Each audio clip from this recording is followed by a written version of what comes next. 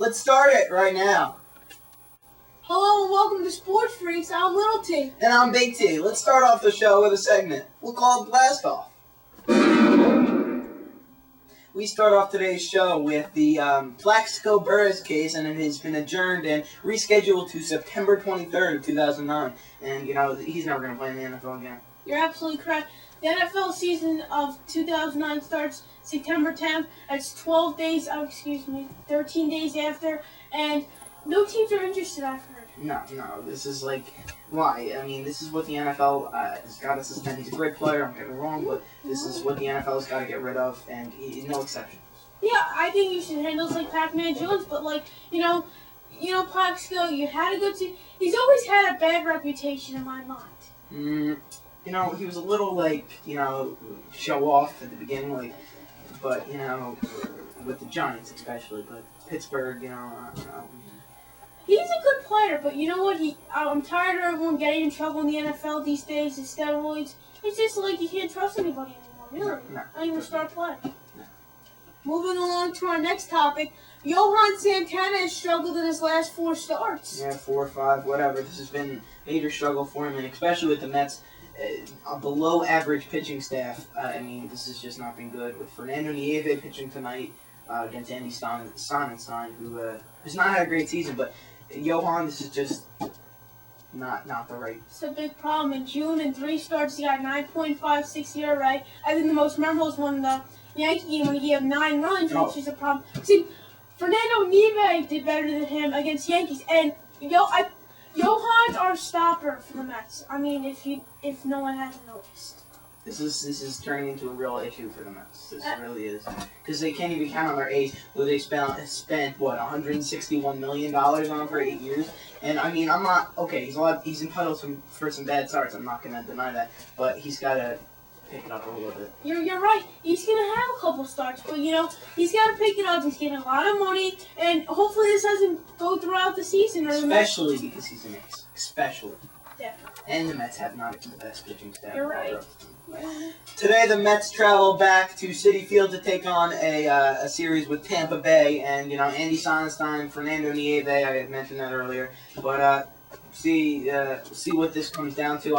This is going to be a offensive duel, I assume. You got the right Longoria matchup, and then you got Johan pitching the second game on Saturday, so maybe see some comeback. I always like an early play. I think people think that's underrated. I think it's just a new combination of stuff. Because you don't see the players every day, and it gets boring just to see your respected league And it's a new matchup. Anything can happen, and I'm really interested to see this year, especially Longoria, right battle third baseman. Oh yes, so both great. As you said, big offensive season. So let's get it started. Yeah, and it's gonna. I expect to see a lot of triples with all the speed both teams have in Citi Field. Yeah, big ballpark. Anything could hold it there, especially center field, which is 410, right? Something like.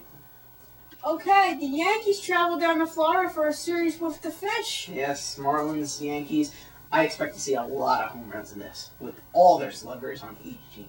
Yeah, and this is a big bounce back series because they lost to the Nationals at Yankee Stadium. And plus, I think the Yankees have a good pitching matchup. You got Pettit, CeCe, and AJ going in this series, so you gotta feel confident in this one. Oh yeah, but Marlins are a decent team. Look at them. They've been knocked out the Mets this 2 straight seasons, and we'll see how. But I think the Yankees can hopefully take 2 out of 3 out of this one. This is gonna be a big time problem if they don't. Oh yeah, definitely. I definitely agree with you on that. 2 series in a row. That concludes Blast Off. And please don't forget to leave us an email of your question, comments, concerns, anything for a chance to be on the show. The email address is sportsfreaks2@aol.com. That's sportsfreaks2@aol.com. And please leave us a voice message at 908-309-2810. We'll be right back. It's Yay or Nay. Welcome back, and now it's Yay or Nay.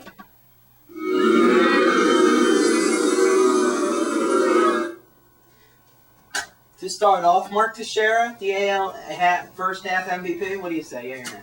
Yeah, because look, this guy's dominant. 20 home runs, 55 RBIs, batting .284. This guy's dominant. This is why the Yankees are having a great run. Yes, I definitely agree with it. This is just, yay. This is without a doubt, yay. Who else is better? Thank you to Teixeira's second in home runs and fourth in RBIs. This guy jumpstarts the Yankees, can play defense. This guy is just great. Having a great season. And remember when he was terrible? Everyone wanted him gone. And now look at this. I think the addition of A-Rod's really, they're starting to pitch to him. That's obvious. That's really obvious. Yeah. Yay or nay, Delgado will hit 30 home runs after his return. It depends on when he returns. I've got to say nay, because he's not going to come back full strength. Yeah. No way. It's nay because he hit 4 home runs to begin with. They expect him to be back in mid-July. And you know what? With the hip problems, it affects your batting. It affects everything. Yeah, I really thought he could get that 500 home run this season if he had a great season. And he started with a very great season, 26 games, 23 RBIs, batted .298 with 4 home runs. This is just a great start to the season, and I'd like to see him back at least for the second half. Yeah, he's had a good season, but when you get that injury, it is always hard to come back. And look at Jose Reyes. Right. When's he coming back? Anytime soon? Yeah, your name, Jorge Posada is becoming a big problem for Yankees pitchers. What do you say? I'm going yay because look, this guy, his rotator's done. He can't catch anymore. He can still hit, but his arm, it's wearing out, and he can still call a good game. It's old Jorge, but right. But he, especially with the arm, he can't throw to second. He can't get base stealers out anymore, and then Yankee pitchers have to second base, third base, and this is just. He still calls a great game. Don't get me wrong, but I really think he's becoming a problem because he doesn't keep an eye on the runners enough, and he's losing his arm, his touch, and big time, yeah. Right. Is Kansas City the team to watch in the second half? Yay or nay? I gotta say yay. Listen, Greinke and Mesh, trust me, I like these guys. I really do. Are they the number one team to watch in the second half? No, I think the Mets are the number one team in the second half because I really think they're going to Come on, Big T. It's St. Louis Cardinals. You got Pujols. Maybe the Cubs. Everyone knows it's going to be the first first round. They're gone. They were 8.5 games out. They didn't make the playoffs. They didn't make the wild card. Pujols looks like he's the MVP. You don't want to watch this. Pujols MVP? I'm feeling NL MVP. Oh, come on. This is Raul Ibanez right now. Oh, no. Triple Crown winner.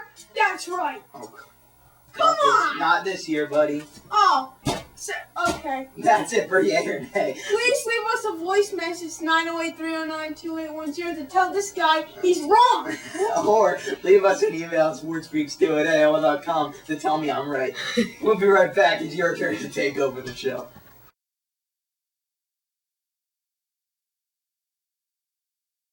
Welcome back, and now Sports Freaks is going to give you a chance to take over the show.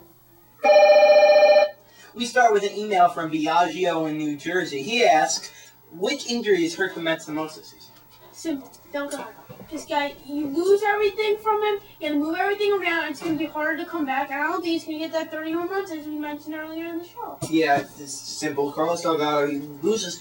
Mets lose pop to the lineup, especially in a ballpark like Citi Field. It's less leadership in the locker room, less home runs. I mean, especially in Citi Field because it's a ballpark like Citi Field, and you can't afford to lose those home runs that Delgado would produce. Yeah, and you lose, as you said, a lot of pop, and I think it just cleans out, destroys the lineup because you're putting Gary Sheffield. Gary Sheffield forward. I know this guy's done 8 home runs for the Mets this year. He wasn't supposed to be a fourth hitter. He was supposed to be a bench player. Yeah, no, without a doubt. Mike from Fairview writes in, is Brett Favre better suited for the NFC or AFC division? I gotta go NFC. Thank you. It's not a division, by the way. Yeah, because he's used to playing for Green Bay. Not a great season with the Jets. I mean, this is just... Unfortunately, no, the Jets.